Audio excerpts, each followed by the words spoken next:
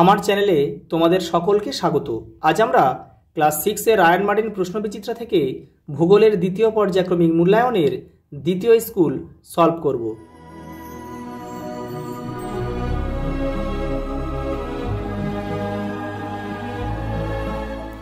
প্রথম প্রশ্ন দেখে নাও।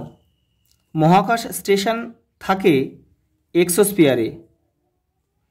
পরিচালন স্রোতের সৃষ্টি হয় গুরুমণ্ডলে। আন্টার্কটিকায় অবস্থিত ভারতের প্রথম গবেষণা কেন্দ্র দক্ষিণ গঙ্গোত্রী, যেটা তৈরি হয়েছিল 1982 সালে। 1982 সালে। আর দ্বিতীয় হচ্ছে মৈত্রী, যেটা 1988 সালে গড়ে উঠেছিল মৈত্রীটা।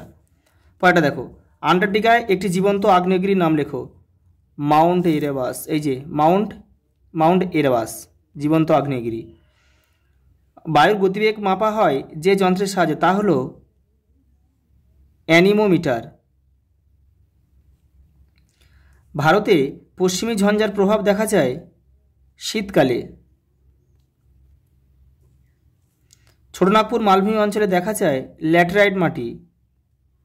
উচ্চ রক্তচাপ কমাতে ব্যবহৃত হয় সর্পগন্ধা। যে অরণ্যে শিকার, পশুচারণ ও অন্যান্য ক্রিয়াকলাপ নিষিদ্ধ তাকে বলে সংরক্ষিত অরণ্য। প্রতি বছর কোন মাসের প্রথম সপ্তাহটি বন্যপ্রাণ সপ্তাহ হিসেবে পালিত হয়? অক্টোবর। পরের প্রশ্ন দেখো, 2 দাগে শুদ্ধ অশুদ্ধ। জেট প্লেন স্ট্র্যাটোস্ফিয়ারের মধ্যে দিয়ে চলাচল করে। এটা শুদ্ধ, ঠিক বাক্য। দক্ষিণ গোলার্ধে সমষ্ণ রেখাগুলি কাছাকাছি অবস্থান করে। অশুদ্ধ, এটা দূরে দূরে হবে।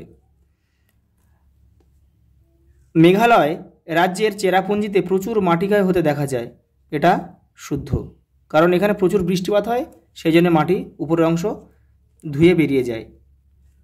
পরের প্রশ্ন দেখো, 4 দাগের 3 দাগে দেখো, শূন্যস্থান পূরণ করো। আন্টার্কটিকা মহাদেশে মে আগস্ট মাসে মেরুজ্যোতি দেখা যায়। 2 শিংকোনা গাছ পাওয়া যায় দার্জিলিং জেলার মংপুতে। করবেট জাতীয় উদ্যানটি কোন রাজ্যে অবস্থিত? উত্তরাখণ্ড।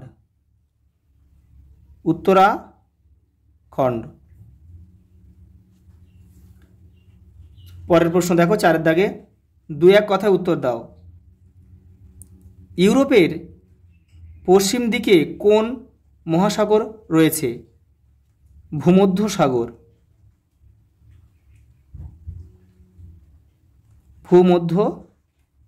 সাগর। আকাশে মেঘের পরিমাণের পরিমাপক কি? মেঘাচ্ছন্নতা।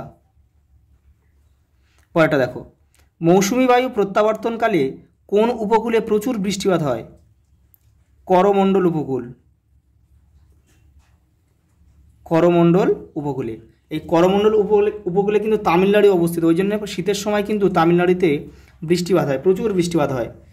পরেরটা দেখো, কোন মাটির জল ধারণ ক্ষমতা সর্বাধিক? কালো মাটি।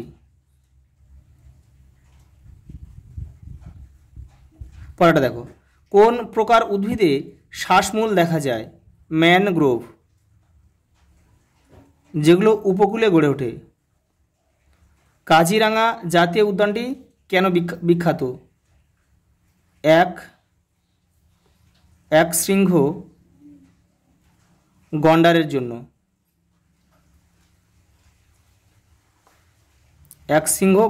জন্য। কাজিরাঙা অভয়ারণ্য বিখ্যাত, যেটা কিন্তু অসমে অবস্থিত। পরের প্রশ্ন দেখো, 5 দাগের বাম দিক ডান দিক মেলাতে হবে। আধি হচ্ছে রাজস্থানে দেখা যায়। ওনাম কেরল। ওনাম একটা উৎসব যেটা কেরলে দেখা যায়। লালমাটি উড়িষ্যাতে দেখা যায়। গির অরণ্য গুজরাটে অবস্থিত। পরেরটা দেখো, 6 দাগের নিচের প্রশ্নগুলির সংক্ষিপ্ত উত্তর দাও। আন্টার্কটিকা মহাদেশের চারিদিকে কোন কোন মহাসাগর অবস্থিত? কুমেরু মহাসাগর, আর ভারত মহাসাগর।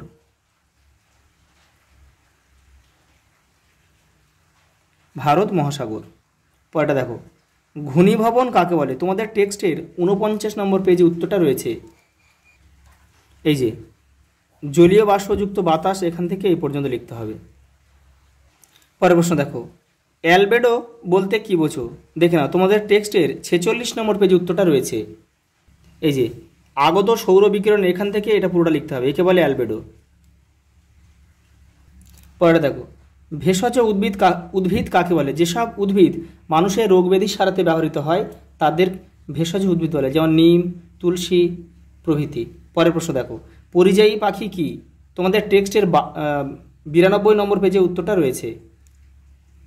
এই যে শীতকালে শীত প্রধান দেশ থেকে কিছু পাখি উড়ে আমাদের দেশে চলে আসে, এখান থেকে এই পর্যন্ত লিখতে হবে।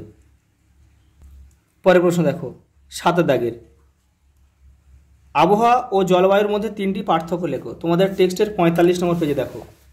এই যে এটা পুরোটা লিখতে হবে। পরের প্রশ্ন দেখো, ভারতে মৌসুমী জলবায়ুর প্রভাবগুলি কি কি? দেখে নাও। এই যে দেখে নাও, ভারতে মৌসুমী বায়ুর প্রভাব, এখান থেকে এটা পুরোটা লিখতে হবে। পরের প্রশ্ন দেখো, মৃত্তিকা সংরক্ষণের 3টি উপায় লেখো। দেখে নাও। এই যে দেখে নাও, মাটি সংরক্ষণ 3টি উপায় বলেছে, এখানে অনেকগুলো উপায় রয়েছে, 1 2 3 4 5 6, তোমরা এখান থেকে 3টে বা 4টে লিখে দেবে। পরের প্রশ্ন দেখো, চিত্রসহ পৃথিবীর তাপমণ্ডলগুলির বিবরণ দাও। দেখে নাও। এই যে পৃথিবীর তাপমণ্ডল, এই যে 3টে উষ্ণমণ্ডল, নাতিশীতোষ্ণমণ্ডল, হিমমণ্ডল লিখতে হবে, লিখে এই কিন্তু এটা আঁকতে হবে তোমাদেরকে। পরের প্রশ্ন দেখো, ভারতের স্বাভাবিক উদ্ভিদকে কয় ভাগে ভাগ করা যায় ও কী কী? এটা কিন্তু 5 ভাগে ভাগ করা যায়, ঠিক আছে? আমি দেখিয়ে দিচ্ছি, এদের মধ্যে যে কোনো একটি ভাগের বিবরণ দাও। দেখে নাও। ভারতের স্বাভাবিক উদ্ভিদ, এখানে 1 2 3 রয়েছে, আর এপারের পাতায় কিন্তু 2টো রয়েছে। এই যে উপকূলীয় ম্যানগ্রোভ অরণ্য আর যে পার্বত্য নাতিশীতোষ্ণ অরণ্য, এই 5টা নাম তোমরা লিখবে। লেখার পরে যে কোনো একটা ভাগে তোমাদের যেটা মনে হচ্ছে সেটা কিন্তু পুরোর বক্সটাই তোমাদের লিখতে হবে। যদি মনে করো যে ক্রান্তীয় চিরসবুজ অরণ্য লিখবো, তাহলে তার প্রাকৃতিক পরিবেশ লিখতে হবে, প্রধান গাছ লিখতে হবে, গাছের বৈশিষ্ট্য লিখতে হবে, ভারতের কোথায় কোথায় এই অরণ্য দেখতে পাওয়া যায়, এটা পুরোটা লিখতে হবে। আজ এই পর্যন্ত, দেখা হবে পরের ভিডিওতে।